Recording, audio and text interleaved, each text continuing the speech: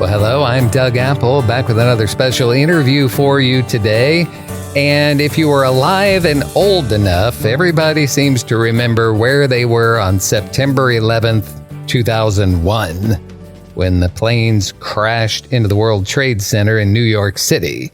And either you saw it yourself live on the news, or somebody called you back in those days and said, you better turn on the TV. And it was a day that shook the world because it was so dramatic and tragic. And then just this week, we've had the assassination of Charlie Kirk, which is weighing on everybody's hearts and minds, and then the world's reaction to that assassination. So we're going to talk with Mike Sharman about these things. And it does make you worry. It does make people fret. It makes people angry. A lot of people are arguing. It's a good time for people to bring out. It's probably worse than it was back in 2001, Mike. It seemed like 2001 brought about a certain unity, but we didn't have the internet in the form that we do today. No social media. I mean, there was an internet, but not like today where everybody's opinions are flying all the time. So, what are your thoughts? And also connecting, here as we remember the anniversary, the 24th anniversary of the September 11th attacks, and then this latest tragic event in Utah.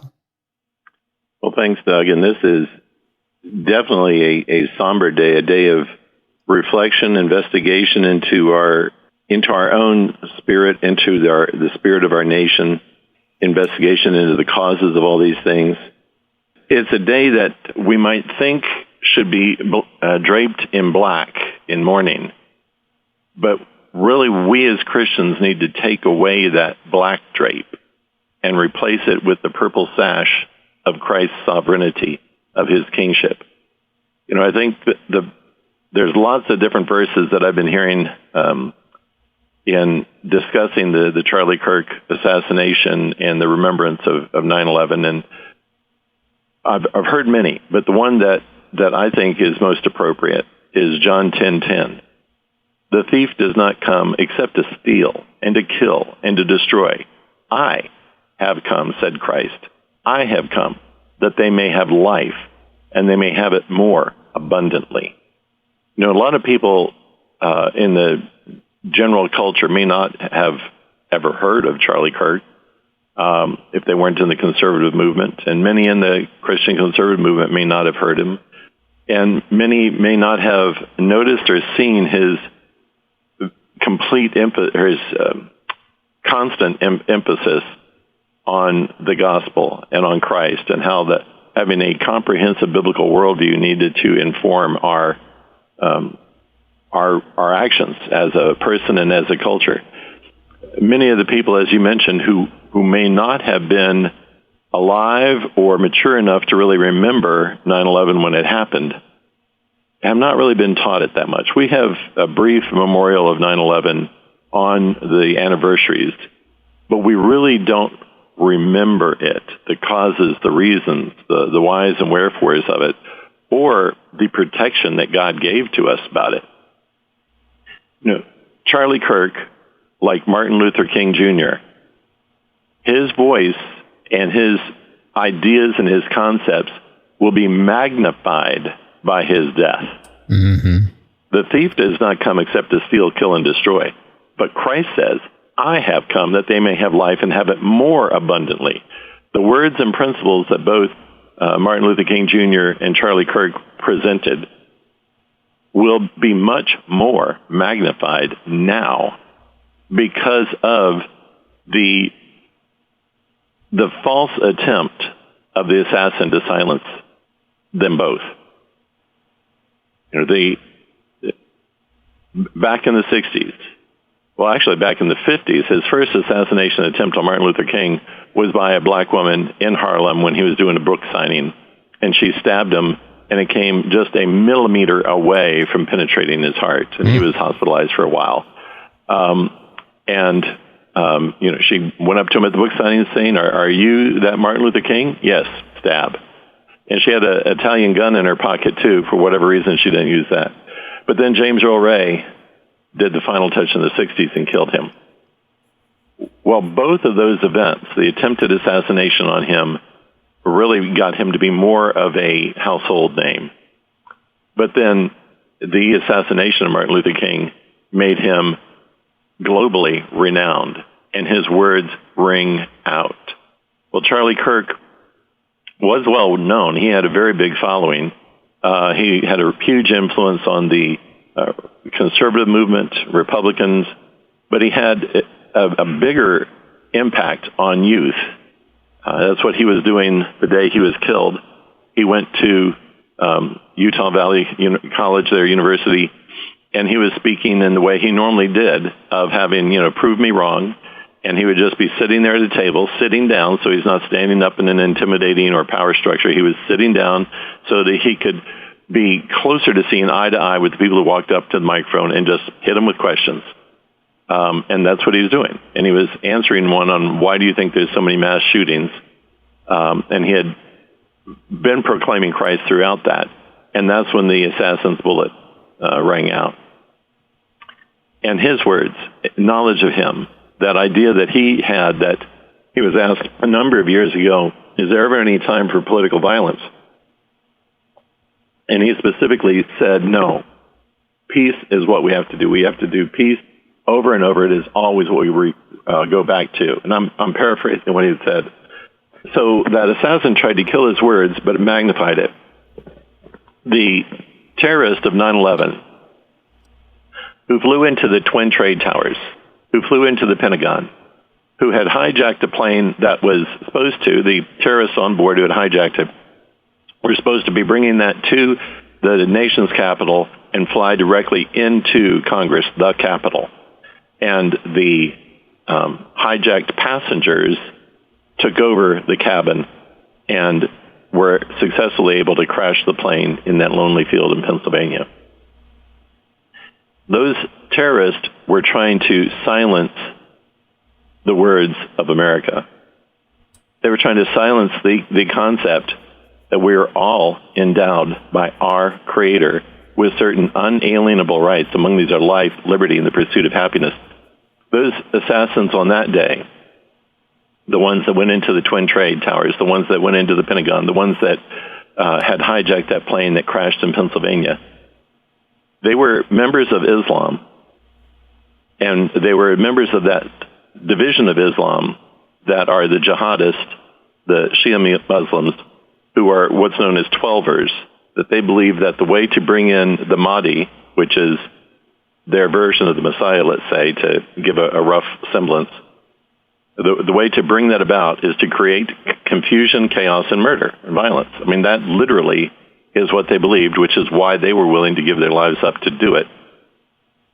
The person who assassinated Charlie Kirk cannot possibly have thought that they were actually going to get away with it. But they were wanting to silence him because they believed that in doing it, it would help promote their worldview, which is very much in line with what we see in John 10:10. The thief does not come except to steal, to kill, and to destroy. That person wanted to steal Charlie Kirk from his wife and children. They wanted to steal him from the people who were in attendance there at that event, the 2,000 or so people.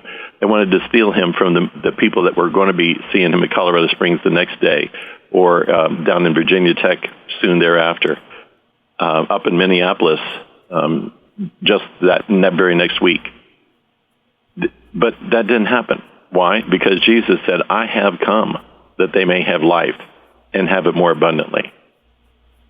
Talk about what the devil's up to. There is this spiritual undercurrent, and there's the steal, kill, and destroy. And another one that I see is division. Mm-hmm. And without the necessarily stealing, killing, and destroying, because some people might pat themselves on the back. Well, I'm not stealing anything. I'm not killing anyone. I'm not out destroying. I'm not bombing any place. But this huge division, the disunity, the arguing and the fighting and, just blowing each other up. We used to talk about I mean, we still talk about racism, but there's, I don't know a word for it, but if somebody's on the other side of the aisle politically, then that's an ism. And I see it dividing families and it'll divide churches. It'll divide neighbors because, oh, you voted for that person. Well, then I hate your stinking guts. Well, that's of the devil too. It's a type of destruction. It's a destruction of peace. It's a destruction of unity where it's acting like people just aren't going to be able to get along. Whereas in the Bible, as Christians, we know the teaching and what the Holy Spirit's leading us to do are such things as let your speech always be with grace, that it may impart grace to the hearers. So Christians, we ought to stand out by one thing is our speech should be with grace. Yes, we speak the truth, but it should always be with love. And, that sometimes that's a fine line. It's like a cliff edge that we're walking on. And yet that's what we're called to do. So as I see, I see friends posting things online and I have friends from the middle left and the far left and the middle right and the far right. And I watch the things they post and man, a lot of times you do not find unity, but you find basically hatred out of some of them and people that I've been friends with that I know and that I know that, they're not evil-hearted people. And yet it's like this satanic claw in a sense gets into their brain. And especially when it comes to politics, man alive, they're not going to allow for unity because they're suiting up for war. It's interesting the comparison between Martin Luther King Jr. and Charlie Kirk's messages and what is said about them after they passed and what they said during their lives. What Martin Luther King Jr. was most successful at was unifying the nation around the core principles that we had from our beginning. In his I Have a Dream speech, he mentions that the Declaration of Independence was not a fraud, but that it is a check that was written to all of Americans, and it needs to be cashed now. Mm-hmm. And he was specifically referencing that passage of the Declaration that I had mentioned. We're all endowed by our Creator with certain unalienable rights. So he unified, MLK unified, but then he also was able to deter violence. A lot of folks don't know that there was a huge movement at the time among the black community and the communist and socialist community at the time of wanting to use that the potential fire, the potential bonfire of racial disharmony to create a war in the United States and to have the communist takeover. I mean, that was literally what was going on. And he was standing by his moral force apart from that. And he was specifically saying over and over, nonviolence is the way. Nonviolence is the way. Love and Christ's love is what we need to do. Well, when you hear the accolades, the remembrances that are made about Charlie Kirk, what you will constantly be hearing about is that he loved everyone who came up to the microphone and was talking to him, whether they were a person, liberal, progressive left, whatever, shouting and screaming at him, calling him a racist, fascist, et cetera, et cetera, et cetera, or whether it's a young conservative coming up agreeing with him and just asking a question. What's consistently said about him was that he was able to stay calm in answering those questions and receive them with grace and answer them poignantly. But he was able to do that not because of any innate character he had, although he obviously had, great character, but because of Christ living in him. I think what we need to remember are all these precepts in the Scripture on peace, and then maybe look up what that original word in the New Testament peace is. We all know the word for peace in the Old Testament, shalom, but in the New Testament, the word irene in the Greek, it means peace, but it can also be translated as the word one, O-N-E, one, and it can also be translated as rest. And when we look at this, In Ephesians 2:14, it says, "For he himself is our peace." All right, for he himself is our oneness, let's say, what we unify in, and he himself is our rest. Well, that helps inform our lives, doesn't it? In John 14:27, "Peace I leave with you, my peace I give to you. Not as the world gives do I give to you. Let your heart not be troubled, let it not be afraid." The assassin of Charlie Kirk wanted to silence him. All he did was magnify his voice. The terrorists of 9/11 wanted to assassinate democracy, wanted to assassinate a Christian nation, went specifically to our centers of power, financial power, capitalism, which is a biblical concept, went to our Department of Defense, our War Department, the Pentagon, which was our center of our power. We are the greatest power on earth because we are the only nation on earth that has ever been founded on New Testament biblical principles specifically. And they were intending to go to Congress, which is where we, the people, speak, and send our representatives to speak for us. And it was futile. They couldn't do it. And how much couldn't they do it? Well, the Twin Towers, the place in New York where the terrorists hit, at that time, 260,000 people went through it every day. 250,000 people, a little over 250,000 people went through it every day. And of those, 2,753 people died. That's 1/100th of a 1%. Mm-hmm. And 343 of those were the firefighters who went in to try to save the people. Those terrorists were completely futile in what their attempt was. And all those people, all our nation was unified around those people who died, whether they were black or white or brown or yellow or red or Hindu or Muslim or Christian or non. They were Americans. Mm-hmm. And we became one at that time. The absolute utter rubble of that was distinguished by those melted steel beams that we saw that had melted into the form of a cross. Mm-hmm. That's an icon that for those of us who remember those times, that was the symbol of that time. Even in the rubble, Christ and his cross prevailed. You know, the Pentagon has about 90,000 people that go through it a day at that time. 184 people died at the Pentagon. And that included the people on the plane. Why was that? Well, shortly after, probably the next day after it, I went to, Pentagon is just, it adjoins Arlington National Cemetery. And you look, if you're in the National Cemetery, you're looking over the Pentagon from one angle.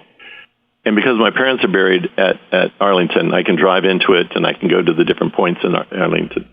So we went to Arlington Cemetery so we could see that angle that the plane had crashed into. And you're looking at it and you're thinking, well, why did the plane crash there?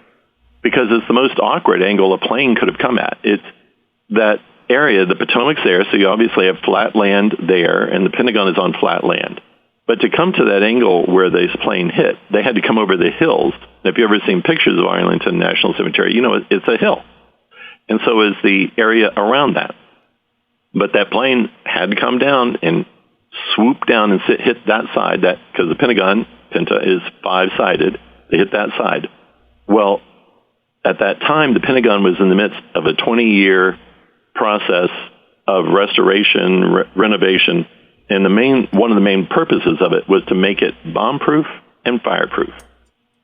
Well, they'd only had one side completed. Coincidentally, not coincidentally, the side that the plane struck. If it had been any one of the others, the plane, the fire, the explosion, everything else would have penetrated, would have swept through those hallways that the Pentagon has. You know, it's all connected. There are rings upon rings, and they're all connected by these hallways. It would have been vastly more people. In New York, the Twin Towers were almost empty at that time because it was a New York mayoral primary race. Bloomberg was running, this total unknown was running Michael Bloomberg, and Rudy Giuliani was mayor at the time. It was a big deal. New Yorkers consider their mayor's race vastly more important than the presidential race. It also was just shortly after school had begun. And New Yorkers, they don't have school buses. The kids either walk to their school or they get on the subway. And in those first couple of days and weeks of school, the parents take their kids to school. So when those planes hit at 9 o'clock or so, the people who would have been in those twin trade towers, the 260,000 people that would go there each day, were doing what we want citizens and parents to do. They were off voting. They were taking their kids or just coming back from taking their kids to school. God protected. The thief comes to steal, kill, and destroy, but Christ comes to give us life and more abundantly, and he is our protector, even in the face of evil. You know, all of mankind has free will, but just like in a chess game, the master chess player will always have a move that can defeat the amateur. Satan is the amateur. His minions are the amateur. Those who are motivated by satanic influences are the amateur. God, as the ultimate chess player, let's say, will always have a move that defeats them. In the Pentagon, the morning times are the times that people, the ones that are in the Pentagon, will most often be going to other meetings outside the Pentagon because it's easier to do, less security. You go to those contractors, et cetera, et cetera. You go to those congressmen, whatever. They were off doing those meetings. And so there were less people at the Pentagon. The people who hijacked the plane that was supposed to go into Congress, the Capitol, they didn't count on the willingness and bravery of the people on board being willing to sacrifice themselves to save democracy, to save our nation, and to fight for against evil, let's say. Mm-hmm. They didn't count on that, but that worked, and so they protected our nation that much more. Those people who are willing to deter the hijackers. Christ is our peace. It might not be as it looks like in the world, but that's been my prayer for the people who personally knew, the friends of Charlie Kirk who personally knew him, for his staff, of course, for his wife and his two children, that peace that passes understanding will come over them, that they will have a sorrow, but it will be a sweet sorrow because they will know, one, that they will see Charlie again in heaven, and he is right now rejoicing with Christ there, and that his work is not thwarted. His words are not silenced. They can remember him, miss him, sorrow for him, but it will be the sweet sorrow because they will have that peace that I'm praying for them that passes all understanding. And they will know that just as Christ had said, a kernel goes into the ground, a kernel of corn goes into the ground, or a kernel of wheat goes into the ground. But when it dies, when it sheds its husk, hundreds more, thousands more come up to take its place. And that's what I think will be happening for Charlie Kirk's legacy. Right now there's 850 chapters of the Turning Point across the colleges in the nation. Well, we have about 2,500 colleges. I'm predicting we're going to real quickly see a doubling of those chapters, and we're going to see many more people step into his spot. It won't be him.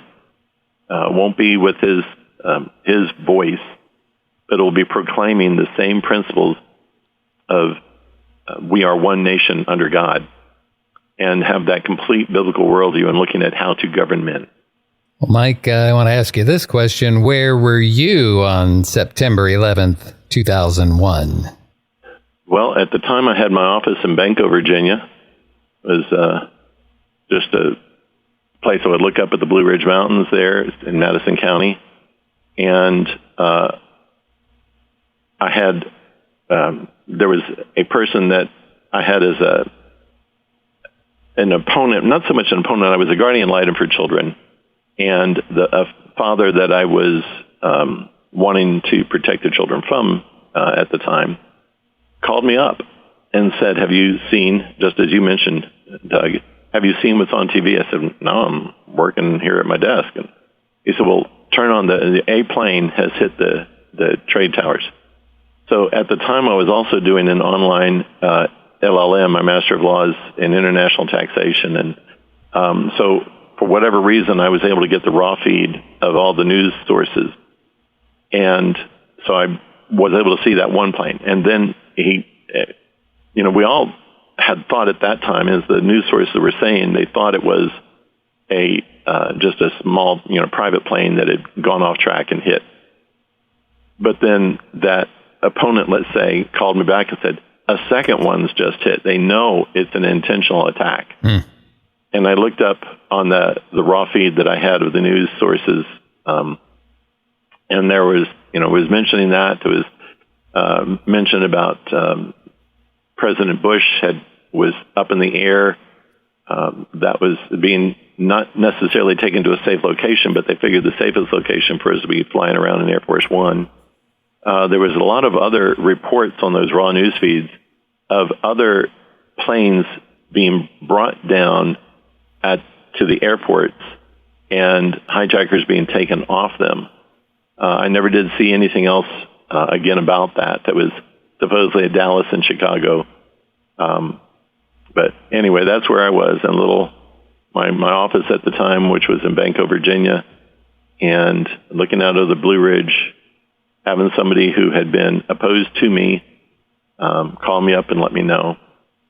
I have a sister who's in opera, and she was a voice coach in New York, and she lived in Manhattan. She just recently moved from there. She lived in Manhattan at 92nd Riverside for 50 years. And she was also the voice coach for Bloomberg, for all the announcers for Bloomberg.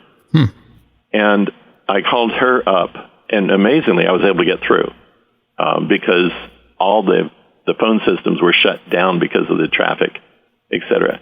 So I called her up and I said, okay, because nobody knew what else was going to happen. Were the subways going to be attacked? And so the subways were shot down. Were they going to use vehicles as explosive weapons? And so no one was supposed to drive, no taxis or anything else.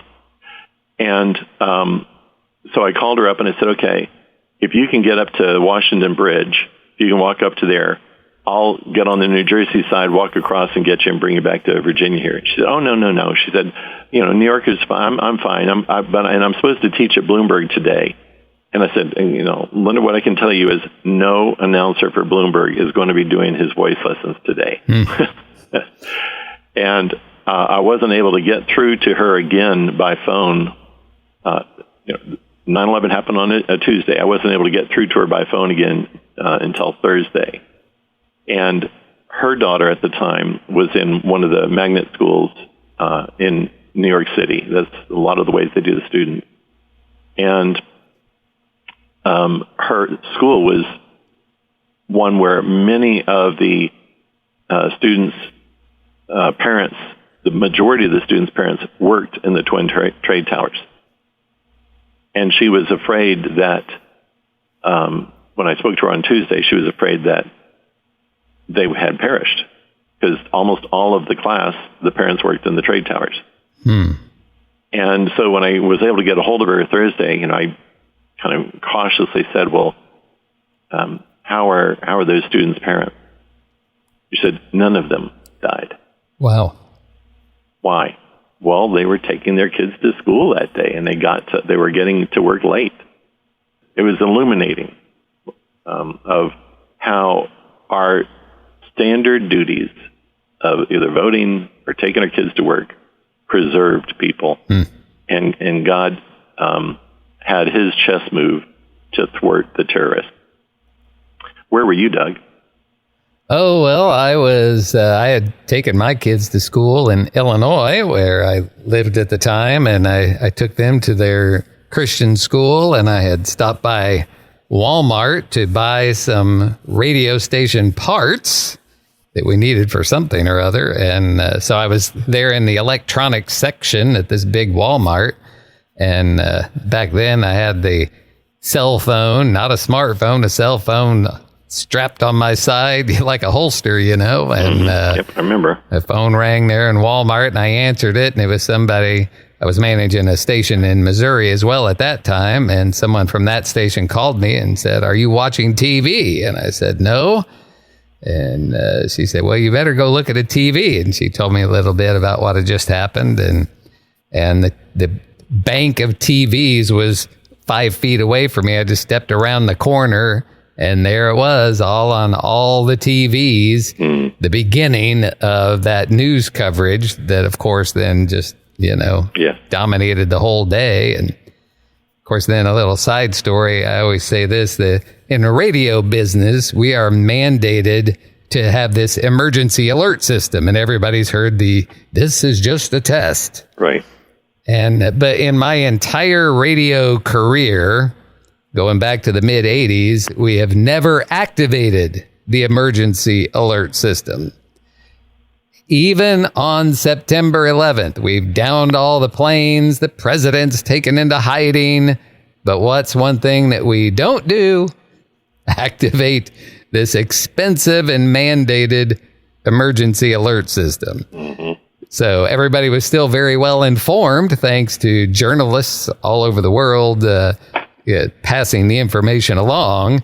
And like you said, you had raw news feeds, but you know who you didn't have a feed from, I bet? The government. And that's very true, particularly in D.C., because D.C. was absolutely shut down that day. Mm-hmm. It was shut down because of the mass exodus. You couldn't get out. The bridges, D.C. is accessed by bridges. And they were shut down. And it was literally shut down governmentally because President Bush was up in a plane. Vice President Cheney was taken to one of our secret congresses. And everybody scattered. I've heard from a number of people of, pretty relatively high up folks that they were just trying to get through different streets in D.C. and just stuck.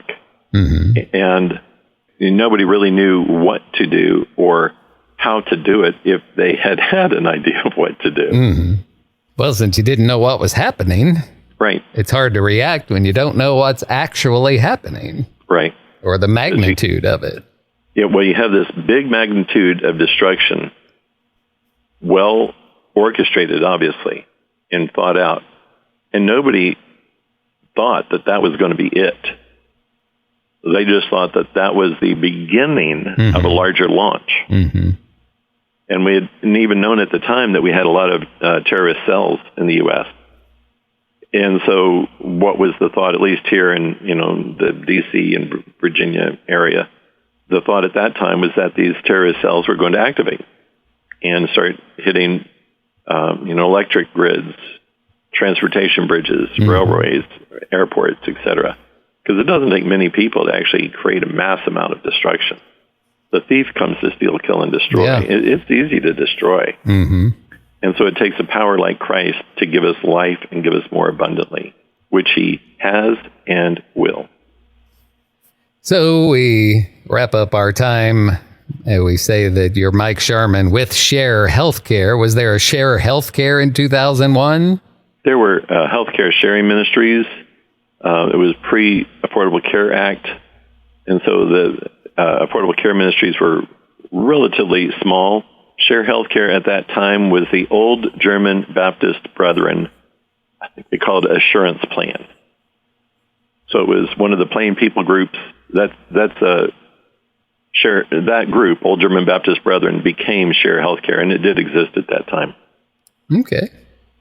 Well, introduce people to Share Healthcare as we close up today. I'll just do that briefly. We just want to be able to enjoy the freedoms that have been preserved and are being proclaimed.